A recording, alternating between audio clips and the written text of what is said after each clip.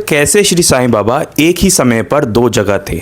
आज से करीबन 100 से भी ज़्यादा साल हो गए इस बात को, और ये बात बताई है श्री कृष्ण शास्त्री जोगेश्वर भीष्म जी ने। भीष्म जी ने अपनी आंखों से देखा कि बाबा एक ही समय पर दो जगह थे।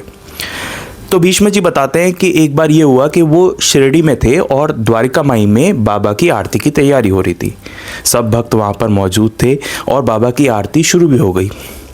कुछ समय आरती होने के बाद सब व्यक्ति अपने अपने घर चले गए और बाबा कुछ मुस्कुराते हुए बैठे थे। अगले दिन जब दोबारा सब बाबा से मिलने आए तो बाबा उनसे कहते हैं कि कल की शाम बहुत ही अच्छी थी। सब भक्त जानने को उत्सुक हुए कि बाबा ऐसा क्यों कह रहे हैं। फिर बाबा बोलते हैं कि मैं कल शाम को सैर पर निकला था और मैं दूसरी जगह पर गया था और सैर करके वापस आया। अब भीष्म जी मन ही मन सोचते हैं कि बाबा तो कल हमारे सामने ही बैठे थे जब हम बाबा की आरती कर रहे थे, और बाबा ऐसा क्यों कह रहे हैं। तमाम जो भक्त वहाँ मौजूद थे बाबा की बात को सुनकर उनको थोड़ी सी हैरानी तो हुई और वो बाबा की बात को कनेक्ट नहीं कर पाए। अक्सर ऐसा होता था, जो भी बाबा बोलते थे वो बातें भक्तों को समय समय पर समझ में नहीं आती थी, लेकिन उसके बाद एक समय ऐसा ज़रूर आता था जब बाबा की हर एक कही बात का मतलब उनको अपने आप समझ में आ जाता था। तो ऐसे ही कुछ हुआ भीष्म जी के साथ। तो उन्होंने मन में एक बात और सोची। उन्होंने सोचा कि हो सकता है बाबा झूठ कह रहे हो, क्योंकि बाबा तो कहीं गए ही नहीं। क्योंकि कल शाम को आरती हुई है, बाबा सामने विराजमान थे, तो बाबा आखिर कैसे उठ के जा सकते हैं, और वो भी कहीं दूसरी जगह। ये बात वहीं समाप्त हो गई और बाबा ने कुछ उसके अलावा कहा नहीं। शिरडी में उसी दिन एक भक्त बाबा के दर्शन करने के लिए आया। वो भक्त जब बाबा के दर्शन करके आता है और तमाम जो भक्त बैठे होते हैं उनसे अपना परिचय देते हुए कहता है कि कल का दिन तो बहुत ही बढ़िया था। तमाम जो भक्त होते हैं वो उससे बातचीत करते हैं, जान पहचान निकालते हैं और पूछते हैं कि आखिर ऐसा क्यों।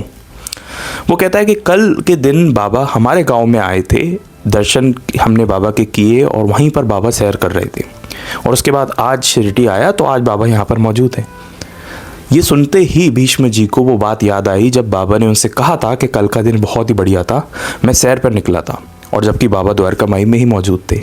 भीष्म जी को समझ में नहीं आ पाया कि एक ही समय पर बाबा आरती के वक्त भी मौजूद हो सकते हैं, और दूसरी तरफ ये जो भक्त आया है ये कह रहा है कि बाबा सैर पर निकले थे, सैर पर आए थे, जबकि इस भक्त से इन्होंने कुछ पूछा ही नहीं।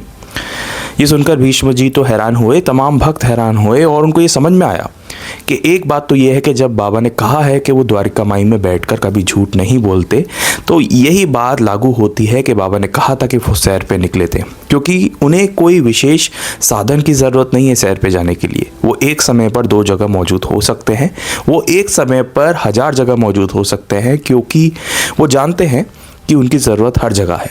तो ये बात भीष्म जी को समझ में आई कि बाबा का कहना असत्य नहीं था, उनकी समझ इतनी छोटी थी कि वो बाबा की बात को समझ नहीं पाए। ये बात हमें बताती है कि बाबा की सर्वज्ञता कितनी है। बाबा भले ही शिरडी में द्वारका माई में बैठे हुए दिखते हैं आपको, लेकिन हर जगह वो किसी न किसी रूप में मौजूद ज़रूर होते हैं। यही वजह है कि बाबा हमेशा ये कहते हैं कि तुम ऐसा मत समझो कि मैं शिरडी में द्वारका माई में ही विराजमान हूँ, मैं हर जगह पर हूँ।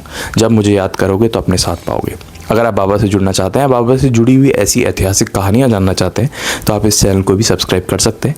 मिलेंगे एक नेक्स्ट वीडियो में एक रियल हिस्ट्री, एक नई कहानी के साथ। तब तक के लिए ओम साई राम।